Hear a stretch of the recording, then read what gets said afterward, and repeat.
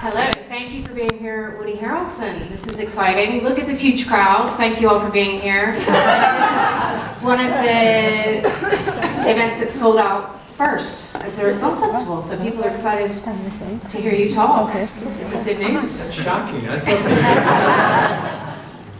thought there's even anybody here at all. By the way, my name's Wendy Mitchell. I'm a contributing editor at Screen International, so I'm going to be moderating tonight's or this afternoon's chat. I'm going to start by asking some questions, and then we'll obviously open it up to you. So please start thinking of some good questions for Woody. I'm going to start back in the day, Woody, and I think you were 23. You moved to New York wanting to be an actor, and you started working, I think, a bit of theater. What was it like being a very young actor, just trying to make it in New York? Well, I moved to New York when I was 22, and it was dreadful. I mean, it was dreadful because it's. I think I've heard this. It's like a saying, but like you know, being in New York can be a lot of fun if you have money, but when you don't have any money, it's pretty tough.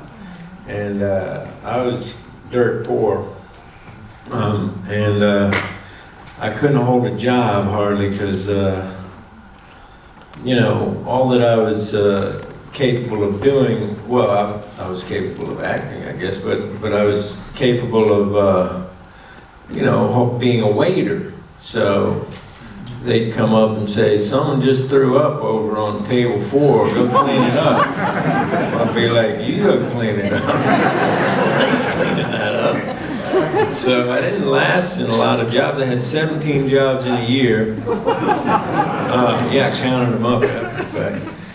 And so I just couldn't I couldn't get an agent. And I remember being really, because some of you guys are like maybe young actors, or I don't know. There any actors? Raise your hand if you act. Actors. So 2 of you are actors. Okay, 3, sorry. Well, you know the drill. I mean, it's like, it's hard to get an agent. And so if you can't, and the agent says, well, what have I seen you in? You're like, what do you mean? How could you see me in anything? I don't even have an agent to get a job, you know? So it was like a catch-22.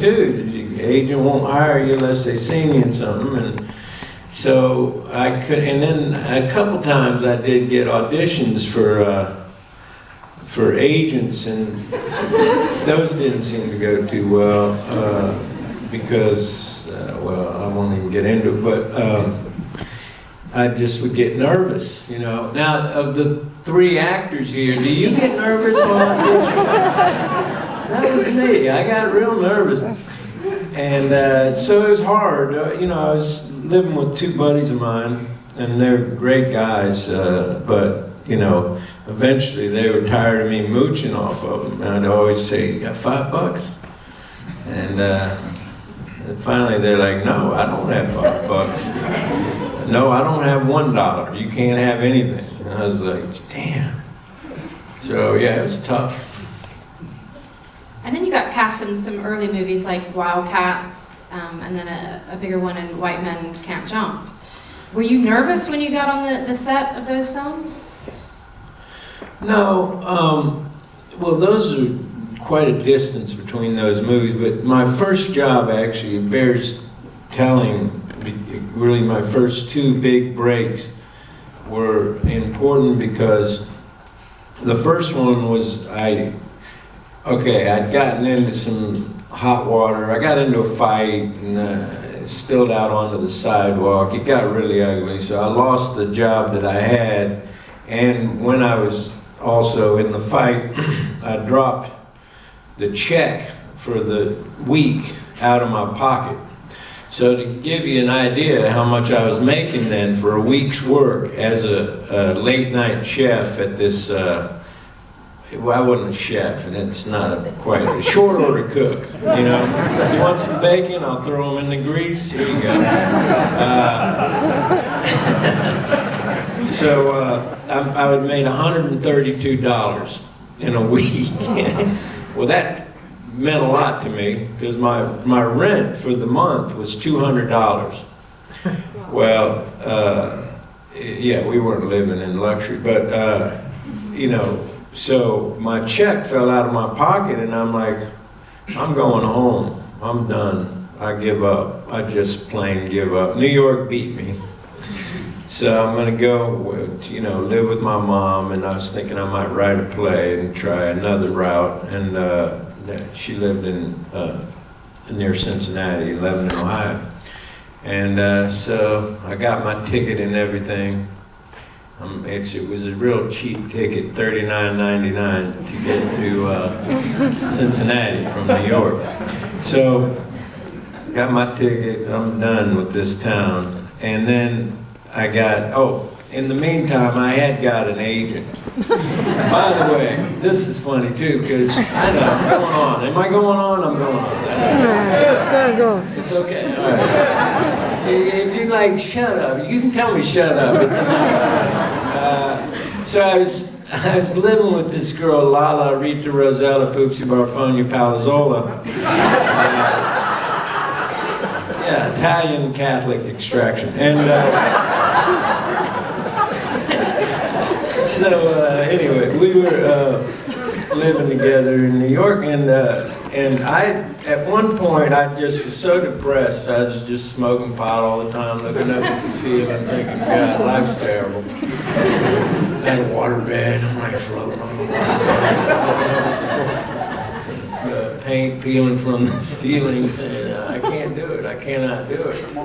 And then my roommate, Rob, comes into the room and says, Woody, get up out of that bed and go friggin', you know, get some pictures and go around and give them to agents and just try to do something, you know? Because I was to that point of being so stumped by how does this work, you know? You can't break in here, you can't get an agent. Well, so I said, all right, you know, all right, and I did that. Well, got exactly 0 calls back, right? They all filed those pictures in their circular filing cabinet, you know, and so then finally I did get a call, and it's this lady. She says, hey, I'm an agent. She says, my name's Bonnie. She says, I see something interesting in your face. She says, I wonder if you'd come in and talk to me. I'm like, yeah. I mean, let me check my schedule. Yeah, okay, yeah, I can squeeze you in. And so I was like, okay, so I'm going to meet Bonnie, the agent, but I said to her, now, why didn't you call me before? Because it's been like 2 weeks since I put that picture up. She said, I called you. She said, every time I called, I'd ask if you were there. Some girl answered the phone, I asked if you were there, and she said, he's not here, and hung up. My jealous girlfriend. She was so jealous. The only girl I was ever faithful to, but she was jealous of me.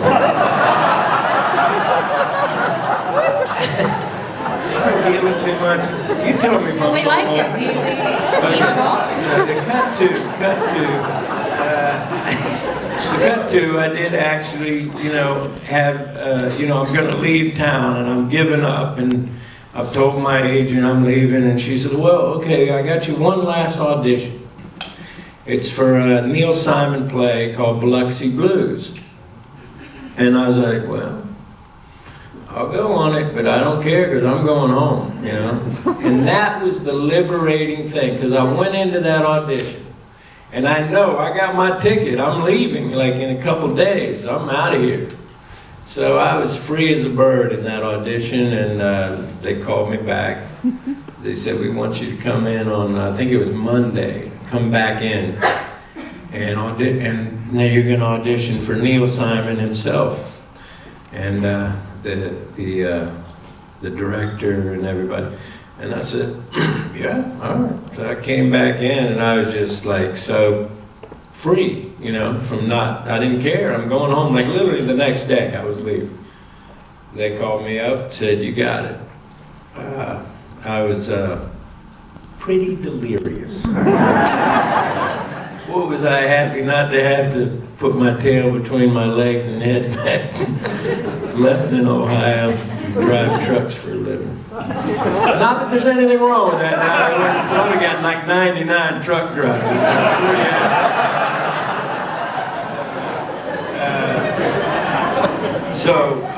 So that was my first job.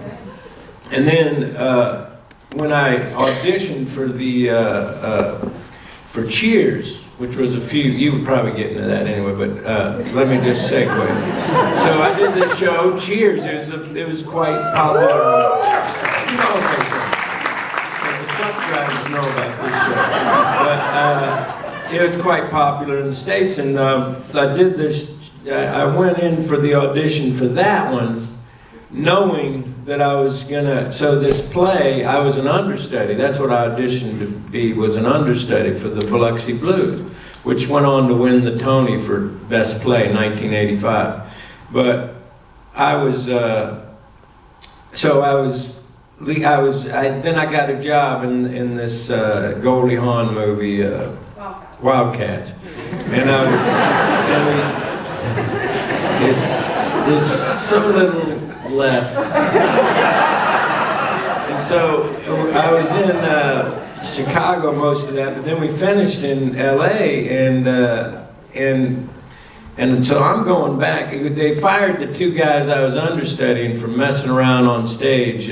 Some friend of Neil Simon's came and saw it, told Neil Simon these two guys I was understudying got fired. I was like, okay, I'm gonna get to do Broadway, 23 years old. It's very, very psyched. That was my dream, Broadway. I hadn't thought past, you know, to anything. And then, so this was the second time so then I ran into a buddy of mine named Leo Jeter in LA just before I'm gonna go back and be on Broadway. And Leo Jeter told me, hey, have you heard of this show Cheers? Because they're trying to hire this part. And I says, well, no, I don't really want to do TV. Television, no.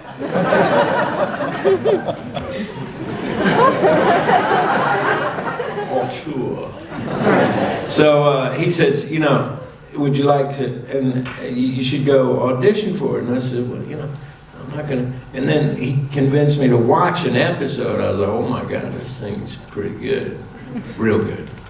So I went in on that audition knowing I was going back to do Broadway. I was again free as a bird. Didn't have a care in the world. They called me up that day, boom. So that changed my life entirely. I moved to LA instead of, you know, I was done with New York, yeah. And you did Cheers for 8 seasons? 8 seasons. Yeah. It was on 11 seasons total, the show. Okay. Yeah. Yeah, I remember watching it. I remember when Woody Boyd first started. I mean, it's such a classic American TV roll show. The clip. Roll the clip. No, we want to talk more. So we have all the clips ready, of course, but we'd rather hear from you. No, let's wait on that. Let's wait. But with Cheers, I mean, it's such a great character. It made you famous, but did you worry that you weren't going to be able to move past this Woody Boyd character? You share the same first name. I'm sure people were calling out to you on the street, Woody, Woody, all the time. Did you think your career was going to go the way you wanted after that? Well, I wasn't thinking so much about that initially, but then after 6 years of not being able to get another part in anything, I did start to sweat. Wow. And then I did get a part in you guys know Michael J. Fox? Yeah, he's a great, funny guy, and he was at the tippy top of his game, but we were friends because we were both on the same lot. He shot a show called Family Ties, and we shot Cheers, and it was like, you know, maybe the next thing over that we were, anyway, so we became good buddies. We used to party quite hard, and National treasure Michael J. Fox was partying with you? Yeah, We haven't heard of that side of quite a lot. But anyway, So Mike was doing this movie called Doc Hollywood, and he said, you know, there might be a good part in it for you. I read the script, I was like, well, that is a good part. It's the it's the jealous boyfriend of the girl that he ends up ending up with in the movie. And so, now that's a kind of funny story, because I went in on that audition, and what was the director? Michael Caton Jones.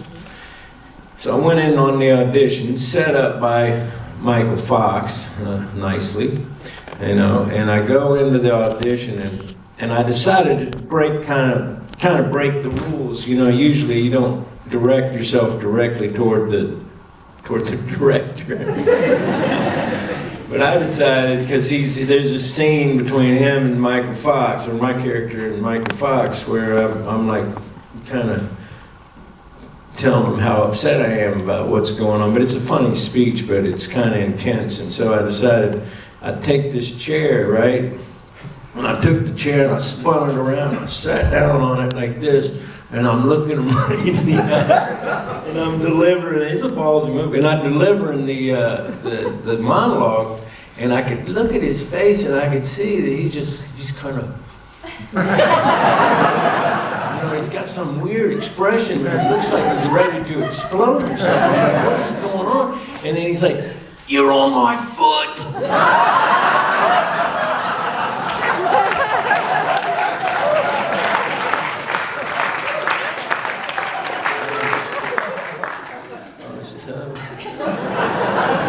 I got surprised he gave me that part. One of the big ones that totally put cheers behind you, I think, was not